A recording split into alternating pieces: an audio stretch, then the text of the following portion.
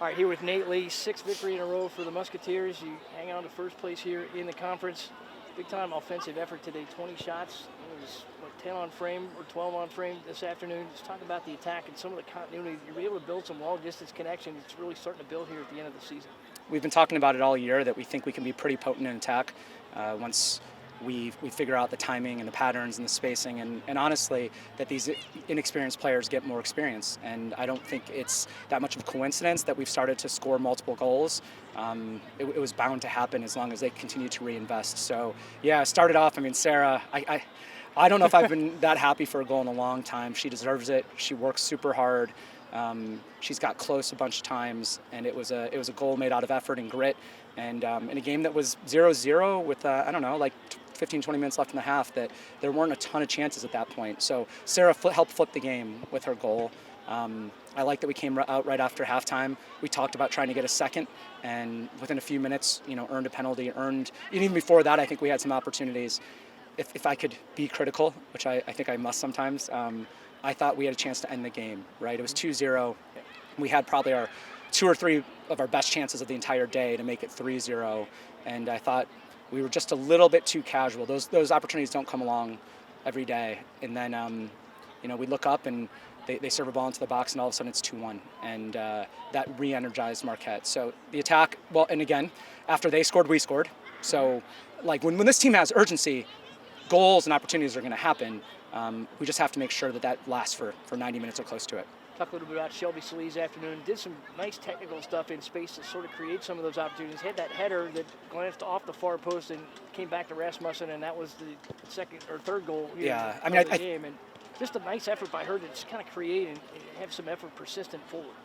We had a lot of work to do to see it out once it was 3-1, but I do think that goal to make it 3-1 was super impactful. And Shelby has been, in my opinion, our best attacking player since Big East season began. I think she should be very, very, very much in the running for Big East Freshman of the Year, and she does it not starting for us. So we've settled into rotation. It's just so valuable for us to have a player like Shelby come off the bench, and then she starts the second half for us. And she's a threat at all times, and she's a threat behind. She's a threat to feet. She's a threat with her head, and she's been great. How nice is it to see this continuity building at the right time as you get down to the end of the regular season and we start talking about the championship tournament? That's the hope.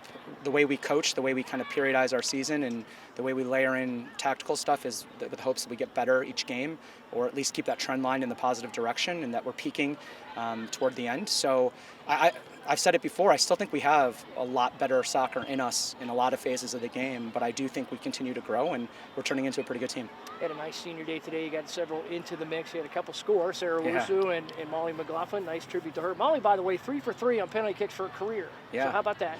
Just talk about your seniors and what they brought to the pitch in your career. What a great class. I can't say enough. I started talking to the team after the game, and I tried to keep my senior speeches to a minimum with all the emotion. Half the players were crying 30 seconds before the game. I didn't want to add to that, but afterward I got a little bit emotional because it's really hard to put into words what this class means to me, where they've helped bring this program, the buy-in that they've had, that their coaches on the field for us, that they set the culture.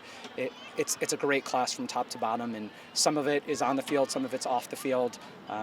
I think it's great that I'm so excited that Sarah, as a senior, scored the first goal. I'm so excited that Carol was able to close that game for us, and anyone who's here saw the ovation she got. People love her, and everything in between. I just feel bad, really, really bad for Rachel Dewey that she can't be out there today. I think there's a decent chance she'll get another shot next year.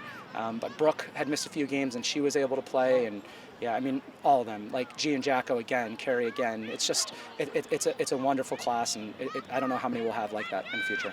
Challenge coming up to get Butler here on Thursday. What's that talk going to be like going into that game to try to keep people refocused and keep this momentum going? I don't think I'll have a ton of work to do to focus the team or motivate the team. I think it's one that, standings have held, predictions have held that these two teams keep winning, and there was always going to be a showdown going forward. I think our job was to get there, and I'll be honest, I had a couple sleepless nights wondering if and how and when we're going to get there. Now, I think the pressure's off, right? Two teams are playing with a lot on the line, and two teams that if someone doesn't win, I think they'll have another shot to make it right. So this is why they came to play here. This is why I like to coach. The big ones are the most fun. All right, Coach, congratulations. Okay, thank you. Thanks.